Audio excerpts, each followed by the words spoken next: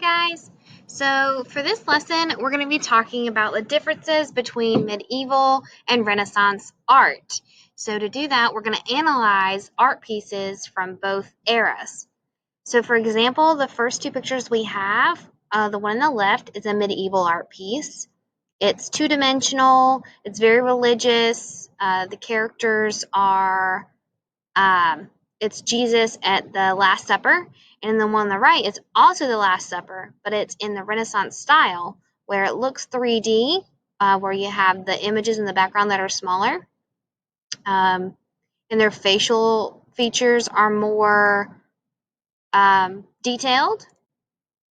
So we've got some points for medieval art versus Renaissance art. So for this slide, you're going to highlight the main points for each. Medieval art, the purpose was to teach religion to people who couldn't read or write. So like we said before, during the Renaissance, the invention of the printing press was new. So before this, people weren't educated, didn't have access to books because there wasn't a way to print it and send it out very quickly.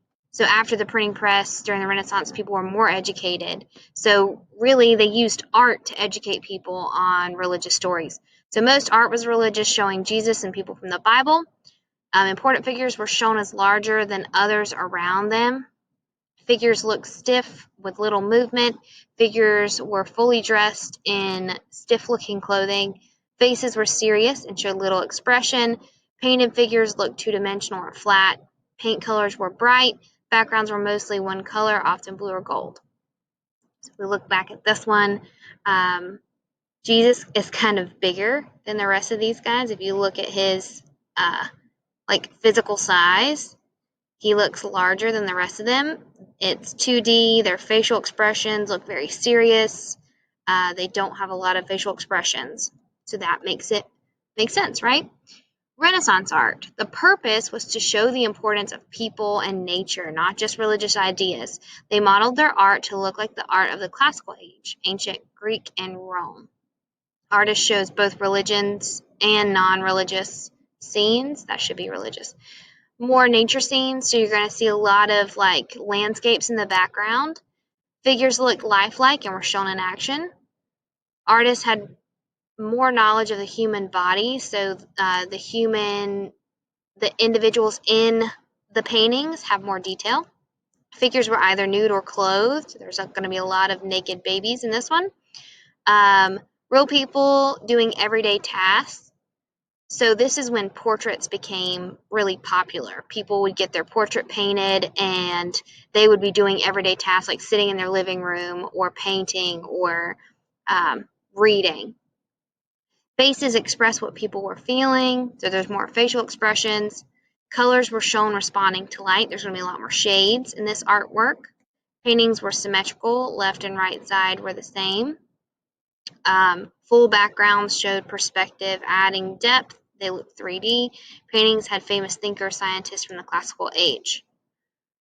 So if you go back to the first picture, you see there's nature in the background. Their facial expressions were more prominent.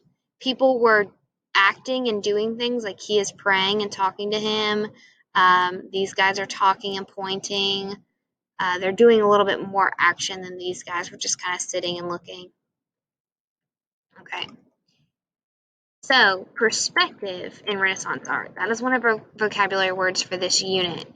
That is the tactic where it's making an art piece look 3D. So look at these images to the right. They show how Renaissance artists use a technique called perspective to make their paintings look 3D. Objects in the background are drawn smaller to seem further away, and figures in the front are made to be bigger to show they are closer. So that's an example of how they did that. All right, so for our analysis, you have pictures on each slide. You're going to answer these 3 questions for each picture. So what do you see in the picture? This is where you're describing the images that you see. So I see men with axes and a club and a Bible. There's one man in a white cloak. Everyone else is wearing colorful clothes. He looks like he's wearing a halo. That might be a cross behind them. That's where I would type out all of those things. what do I think it represents? I would choose an event, like it could be religion, humanism, innovation, indulgences, or perspective. For this, I'm going to think that it represents Jesus's crucifixion, because I think that this is Jesus and then a cross. It depends on what you guys think it is. And then, do you think this is medieval or Renaissance? So put M or R. Try to use these terms in your answers. So you do this for each of these. Here's another artwork, all the way to the end. So for each one, you're describing what you see, what do you think it represents, and is it medieval or Renaissance art? All right. Bye, guys.